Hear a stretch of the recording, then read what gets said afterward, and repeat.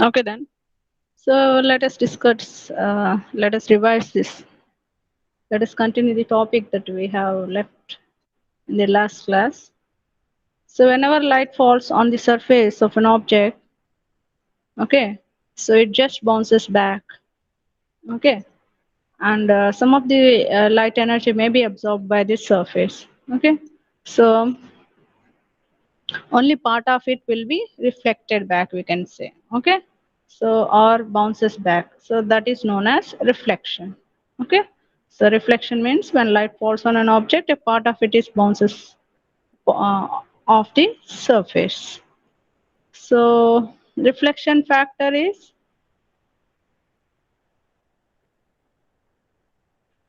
same as reflection, what I have told you just now, or you can even call it as coefficient of reflection. So when light rays falls on a surface, it reflects from the surface by an angle of incidence. Okay, and some portion of the light is absorbed by the surface.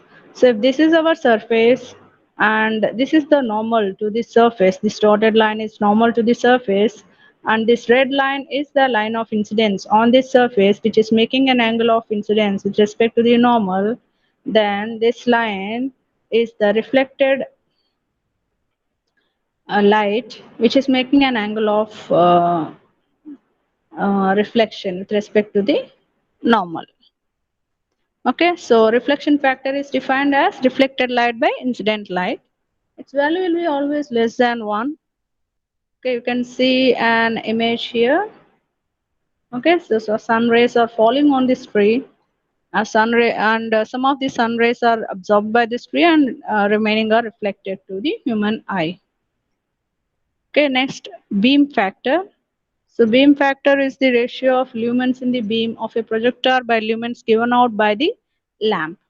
So you can see here, this is the lamp, this is the projector. Okay, so and you can see in front of this projector there will be a glass mirror. Okay, so whatever light rays that are coming out of this lamp, okay, or that are projected by this lamp, will differ from the light rays that are coming out of this projector. Okay, so because some of the light rays will be absorbed by this projector itself. Okay, so beam factor is lumens in the beam of a projector by lumens given out by the lamp, and its value usually vary from zero point 0.3 to zero point 0.6.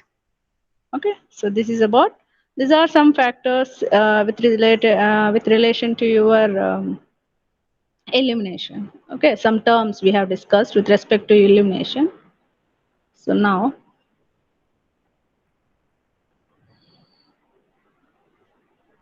okay,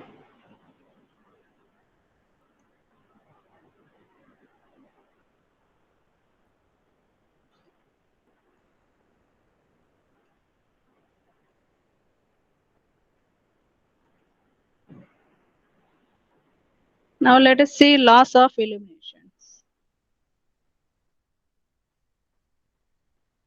Okay, so there are two laws of illuminations: law of inverse square and Lombard cosine law. Okay, so inverse square law and Lombard cosine law. So let us discuss these laws. Um, so now this inverse square law states that the illumination of a surface will be inversely proportional to the square of the distance between the surface and the light source. Now I am showing you some image here. So let us assume this is a surface A1. Okay, A1 is a square surface, for example.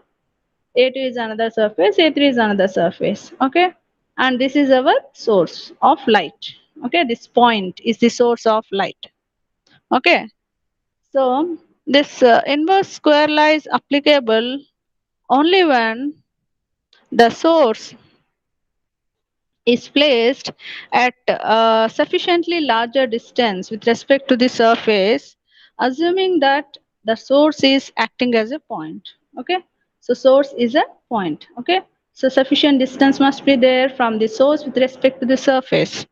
Okay, so if sufficient distance is there from the source with respect to the surface, and assuming that the source is a point. Okay, so when you look from the surface, so it seems as if the source is a point, then according to the inverse square law, it states that illumination on this surface A1, just for example, is inversely proportional to square of the distance between the source and the surface. So what is the distance between this surface and the source? Let us assume it is d.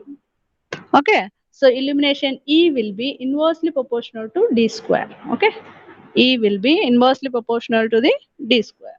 Similarly, E will be inversely proportional to 2d square. Okay, 2 whole square, 2d whole square. Similarly, E will be inversely proportional to 3d, 1 by 3d whole square. Okay, so let us determine that expression here. Now, so here let us initially consider this area A1, okay, which is source is S here, and area A1 is at a distance of d with respect to the source. Okay, so area is nothing but the surface area of the surface, and the solid angle is omega. Okay, now solid angle formula is what? Omega equal to a1 by d square. A1 is the surface area and d is the distance between the source and the surface which is to be illuminated. Okay, so luminous flux phi which reaches this area A1 will be luminous intensity into solid angle. So phi equal to I into omega. Omega is what? A1 by d square. So I into A1 by d square. Illumination is what? Flux by area. Okay. So illumination is flux by area. Flux means what here? Luminous flux. Okay. So flux by A1. So luminous flux is what? I into A1 by d square. So I into A1 by d square into 1 by A1. A1 will be cancelled. E will be equal to I by d square. So what is E? E is equal to I by d square lux. Okay, units of illumination are lux. Okay. Similarly, let us determine illumination with respect to next surface area A2. Okay. Let us assume illumination on that surface is E2. So I by D2 or 2D whole square. Okay, this is square. This is square. 2d square. Yeah, so you just simplify it, you will get I by 4 d square lux. Similarly, with respect to this surface A3, okay, with respect to surface A3, okay, illumination is I by 3d whole square. Okay, that is equal to I by 9d square lux. Okay, so if you take the ratio of E1 E2 E3, E1 is to E2 is to E3, you will get 1 by d square is to 1 by 2d square is to 1 by 3d square. Okay, so this is it. Okay, so this is how your relation between the illuminations on these three different surfaces at three different distances will be. Okay, so from this expression we can say that illumination on any surface is inversely proportional to the square of the distance between the surface and the source, isn't it? Illumination is inversely proportional to the square of the distance. Okay, so see, I'm showing you one more image here. So if this is our source of one candela, okay, and this is the surface which is to be illuminated, if the distance with respect to the surface and source is 1 meter and the light source is of one candela, then the illumination will be 1 lumen per square meter. Similarly, if the distance is 2 meters with respect to the source, okay, so the illumination will be 1/4, sorry, each section will be 1/4 lumen per square meter, but the whole surface, illumination on the whole surface will be Okay, so of course the surface area I have written here in this image. You can see the surface area is 4 square meters in area. Okay, so it will be 4 lumens per square meter here. It will be 4 lumens per square meter. Okay, so this what I have written here is for only one section, that is 1/4 of lumen per square meter. Okay, so you can see one more image here. So let us discuss about Lombard cosine law. So this Lombard cosine law states that illumination at any point on the surface, this is our surface, okay, let us assume this is our surface, and illumination at any point on the surface will be directly proportional to the cosine of the angle between the normal, this is the normal of the surface, and at that point and that of the line of flux. If this is the line of flux, okay, coming from the source, and this is the normal of this surface, then the illumination at that surface will be directly proportional to the cosine of the angle between this normal and line of flux. Okay, so one more image in this I'm showing you here. So this is the surface, if this is the normal to this surface, and if this is the source from where light is falling on the surface at this particular region, this is the angle made by this line that is incident on the surface with respect to the normal theta, then illumination E will be directly proportional to the cosine angle between these two. Okay, so you can see here, this black line represents the normal and yellow line represents the flux line that is coming from the source. Okay. So now in order to understand this concept, let us consider two surfaces, surface A and surface B. Okay. So surface A is a vertical surface which is receiving the light. Okay, and the surface B is a tilted surface which is also receiving light. Okay, both the surfaces are receiving light. Okay, surface A is a vertical surface whereas surface B is tilted surface. Okay, and the flux lines coming from the light are horizontal in direction. Okay, horizontal, these red lines what you can see are the flux lines, red arrow marks. These red arrow marks are the flux lines that are traveling from the source towards these two surfaces. Okay, so let us consider this length of this surface is x and this length of this surface is y. Okay, now if I want to determine the angle here, this angle, what is this length?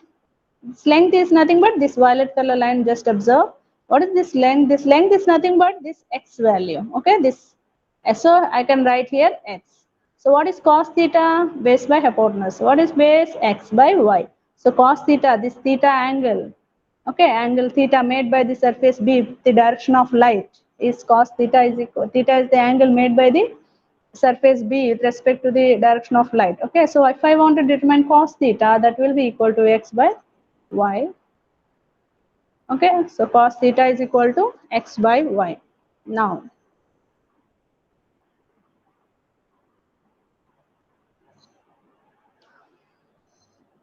Now the areas, okay, area of surface A, let us assume A, and area of surface B is B. Okay, just for understanding the concept. In order to understand the concept, let us assume the area of this surface A is A and area of this surface B is B. Okay, and cos theta are the areas of these two surfaces will be directly proportional to the length x and y.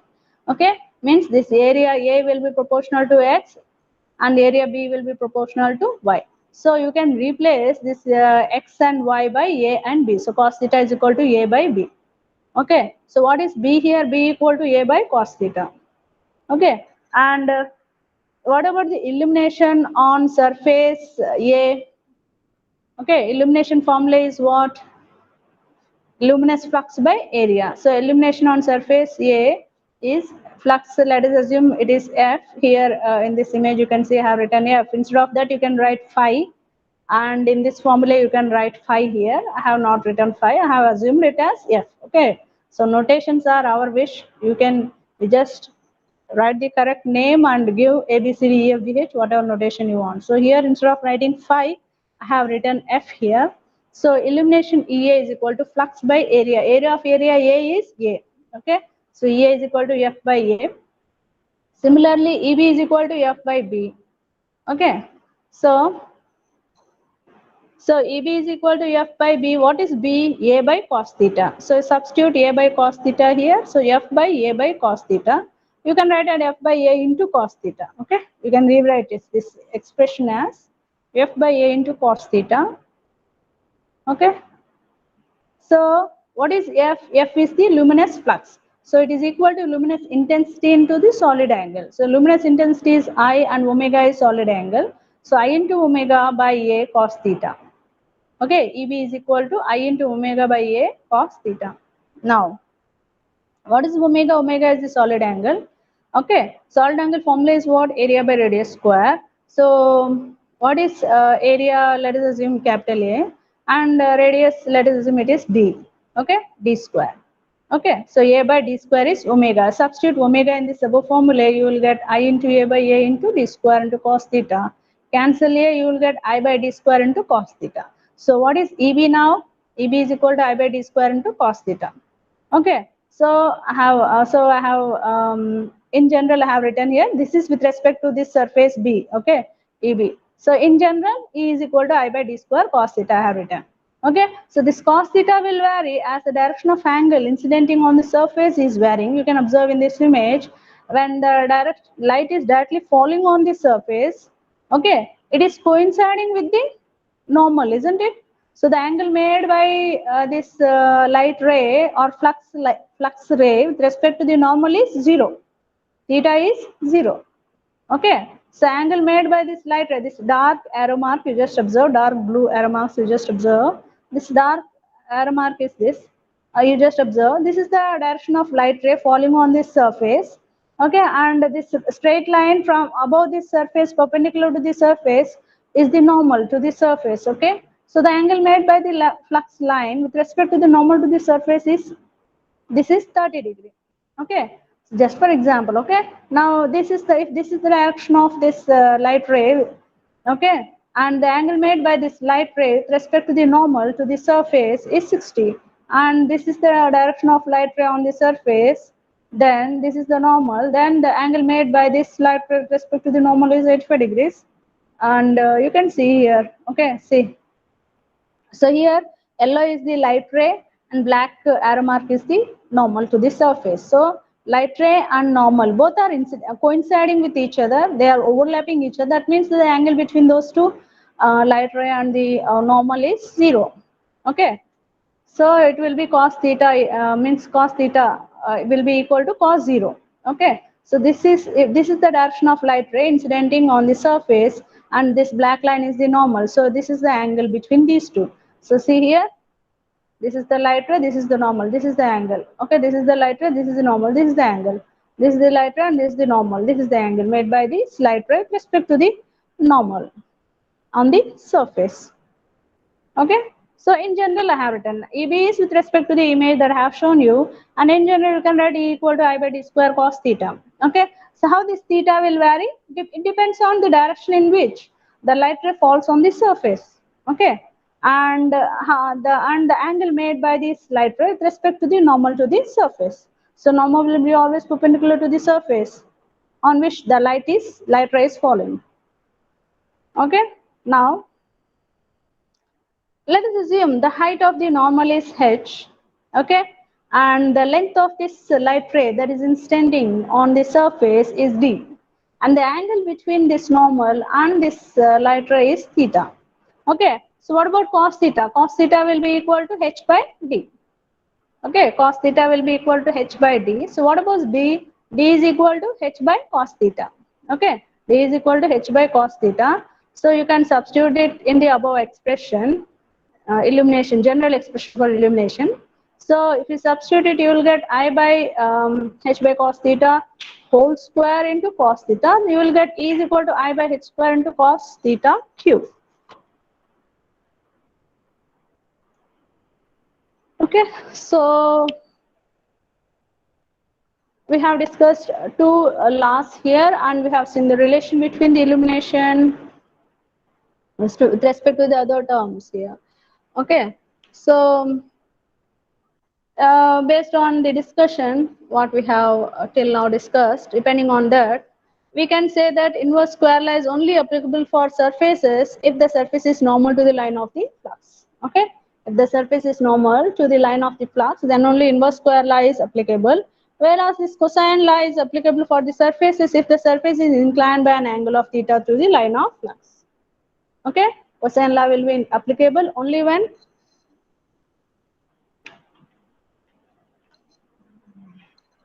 okay, cosine law will be applicable for the surfaces if the surface is inclined with an angle of theta with respect to the line of the flux. Okay.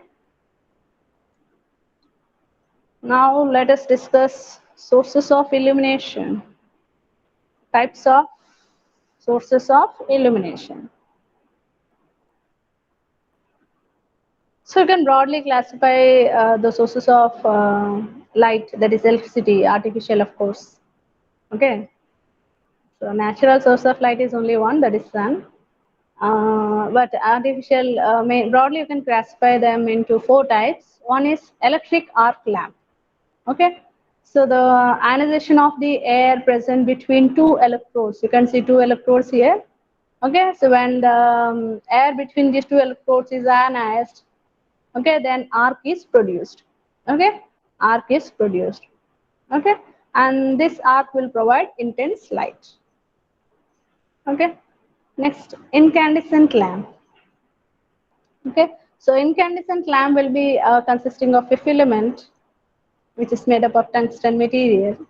Okay, so when electrical energy is given to this, what will happen? This filament gets heated up. Okay, and when it gets heated up at high temperature, it emits visible light. Okay, so another type is gaseous discharge lamps. So when electric current is made to pass through this gas or metal vapors, it will produce a visible radiation. Okay. So when electrical energy is allowed to pass through the gas or metal vapors, it will produce an visible radiation. Examples for such gaseous discharge lamps are sodium vapor lamp as well as mercury vapor lamp. Okay. So next one is fluorescent lamps.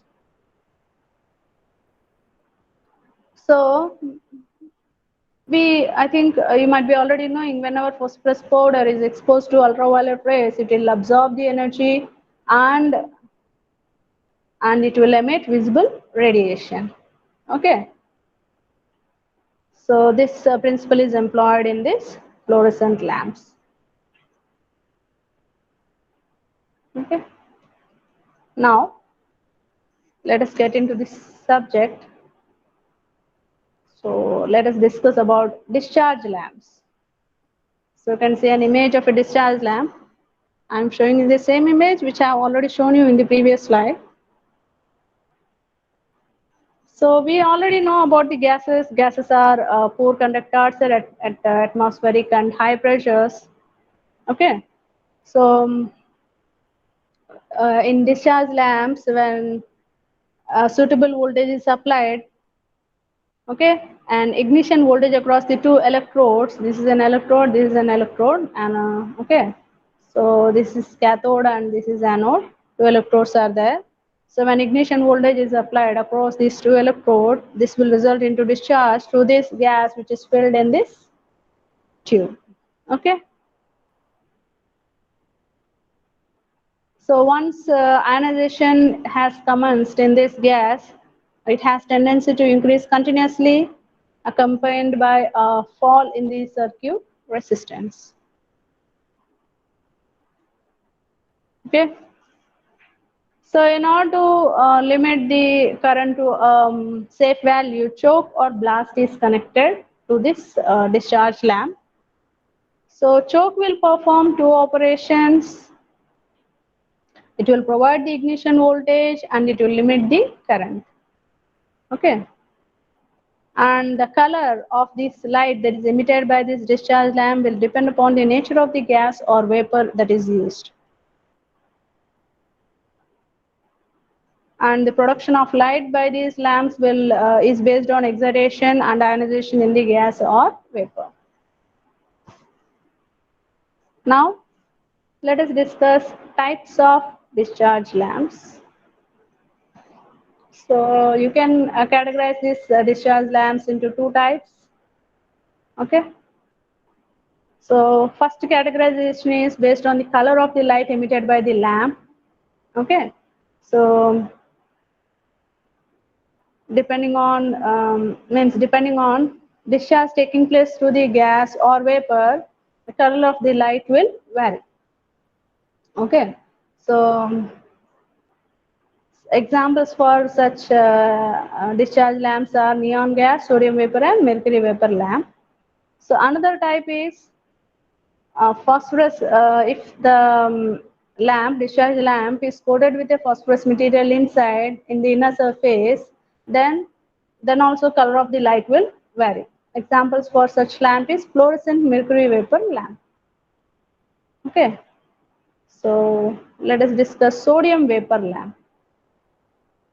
So you might be seeing this yellow color lamps which you can see on the roadsides are nothing but sodium vapor lamps. So these lamps will have highest theoretical luminous efficiency, theoretically of course. Okay, and they will give monochromatic orange yellow light.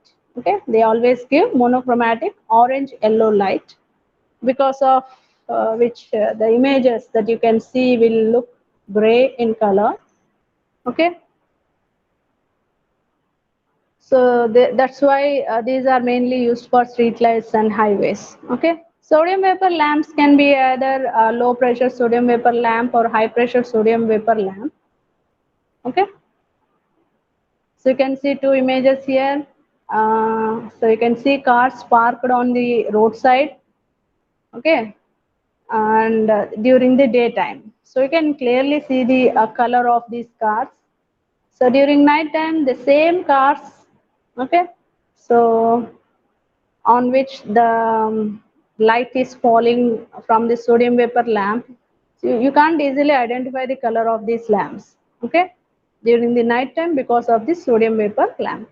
Okay, you can clearly see the difference of these two images when sodium vapor during the daytime and when sodium vapor lamp light rays are falling on these parked cars. Okay. So now let us discuss low pressure sodium vapor lamp. So this low pressure sodium vapor lamp, it will be consisting of U-shaped special composition glass to withstand the high temperature of the electric discharge. Okay. So now to withstand the high temperature of the electric discharge, it will be having a U-shaped tube. Okay. And this discharge tube is surrounded by another outer tube. Okay, we can even call it as double walled vacuum tube.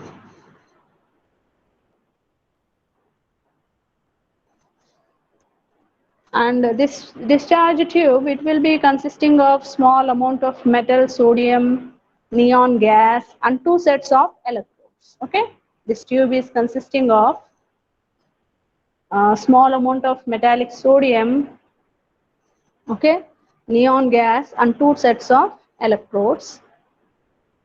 Okay, and you can see to this lamp a leakage transformer and a choke and a capacitor is connected, and this is the supply which is given to this lamp. Okay, so whenever we want this lamp to glow, supply will be given to this lamp. Okay, and so this lamp is powered by two electrodes here at the end of the tube, and electric discharge will take place in neon gas and essentially make the lamp to have a red color to it. Okay, so initially electric discharge will take place in the neon gas. Okay, so since this discharge tube is filled with some amount of metallic sodium neon gas. Okay, so initially when supply is given, neon gas discharge in the neon gas will take place, and a red color light is emitted by this lamp. Okay, so this neon will serve to heat up the sodium metal, lamp and it will vaporize, okay, the sodium into sodium vapor, okay, this neon gas, okay. So in which electric discharge will take place initially when supply is given. Because of that, sodium will start to vaporize, okay. And its operating temperature will be around 300 degrees Celsius, okay. So it takes around 10 minutes for the sodium vapor to displace the red color of neon by its own yellow color, okay. So as I have already told you, from the sodium vapor lamp, orange yellow color will be emitted, okay. So initially red color will be emitted because of the neon gas. Later on, when sodium vapors start to discharge, okay, it will take around 10 minutes, and this red color of the neon will be displaced by or replaced by this yellow color, orange yellow color, okay. So, and this lamp will usually take, after giving supply, it will take around half an hour to reach the full output, okay.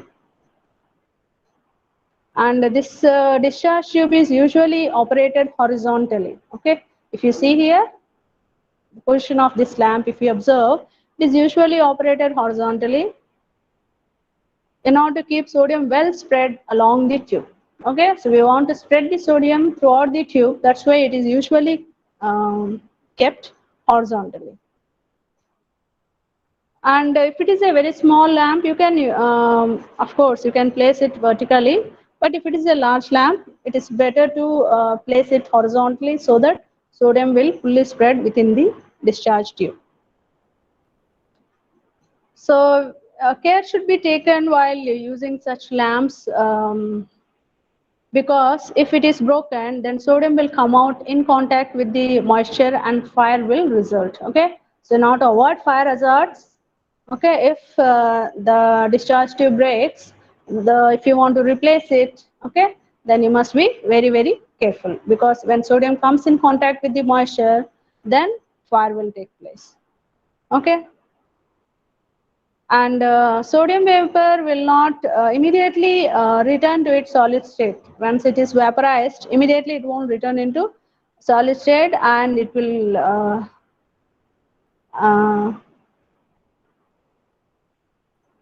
okay, whatever it is. So here in this image, if you observe, there is a choke provided to stabilize the electric discharge and a capacitor for power factor improvement, okay. And practically, if you speak about the capacity of these lamps, their output will be around 40 to 50 lumens per watt, okay.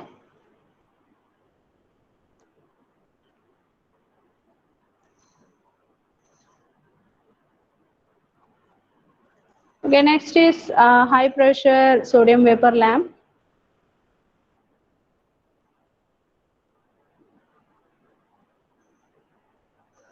So this high pressure sodium vapor lamps are much more complicated when compared to your low pressure sodium vapor lamp, and their design construction will be almost similar. They are made up of aluminum oxide ceramic. These lamps are made up of aluminum oxide ceramic, you can see here, okay. The tube, okay, so the tube is made up of aluminum oxide ceramic. Let me see, do I have any other image? uh,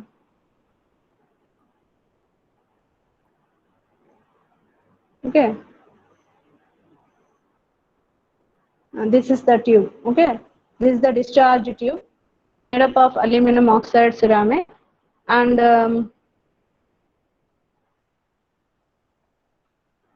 there is a frame which is connecting here, okay. This is the frame, and this is the outer glass, outer bulb, you can say. Here you can see, okay.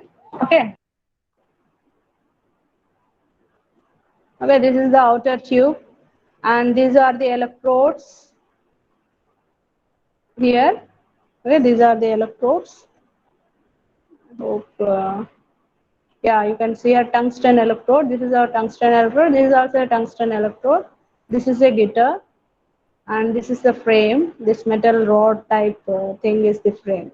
Okay. This is the base, and this is known as stem.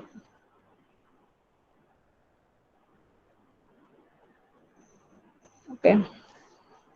So this arc tube is usually this arc tube, okay, is usually maintained at high pressure in these lamps in order to increase their efficiency. Okay, they require a blast that will reduce their efficiency while producing arc for this lamp.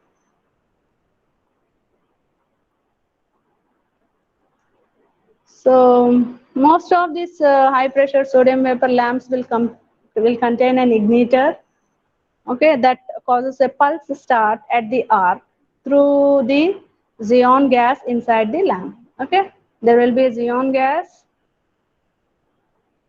Okay, I'm searching the image in which I might have written the xenon gas. It is not there, so anywhere I have not written.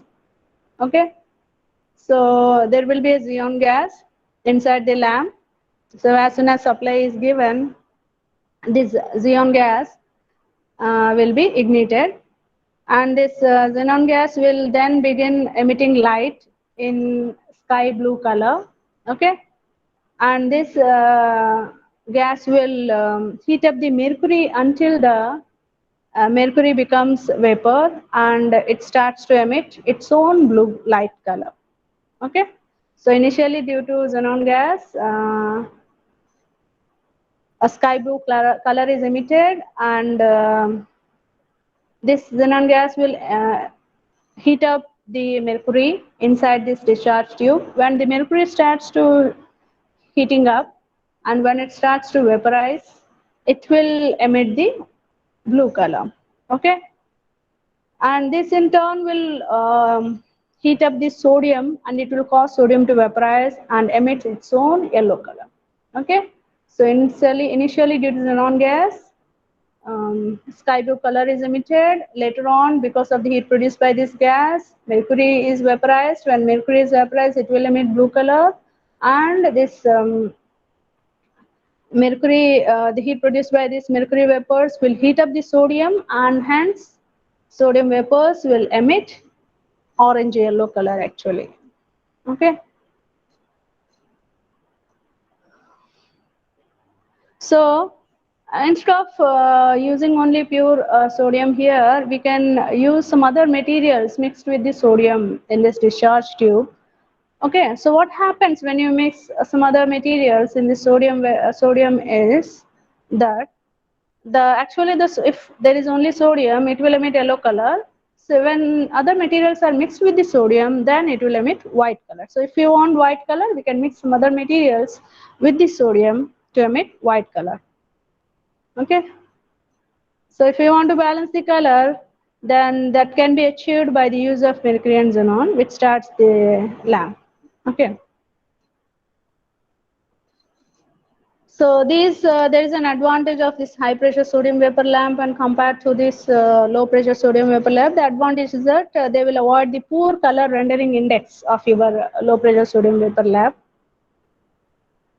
And this arc tube, this small tube that you can see, this is the arc tube. It will house all the materials in place with a metal frame that looks like a letter C. This metal frame is looking like a letter C. Okay. So this metal frame will hold this guitar in position. The purpose of guitar is to stabilize the vacuum. Okay, now to stabilize the vacuum, we are using a guitar here, and this metal frame, which is looking like a C letter, it will hold this guitar in position. Okay, and this guitar will absorb the unnecessary and unwanted gases within this tube. Okay, so let me check whether I can discuss about this mercury vapor lamp. This is an example. I have some images here. So you can see here, bright light, white color you can see. So these are the sodium vapor lamps, high pressure sodium vapor lamps. Okay, they won't look like sodium vapor lamps, isn't it? Okay. And these are small sodium vapor lamps, low pressure and small sodium vapor lamps. Okay, larger sodium vapor lamps should be in horizontal position. These are small sodium vapor lamps. Okay, okay, I will continue in the next class.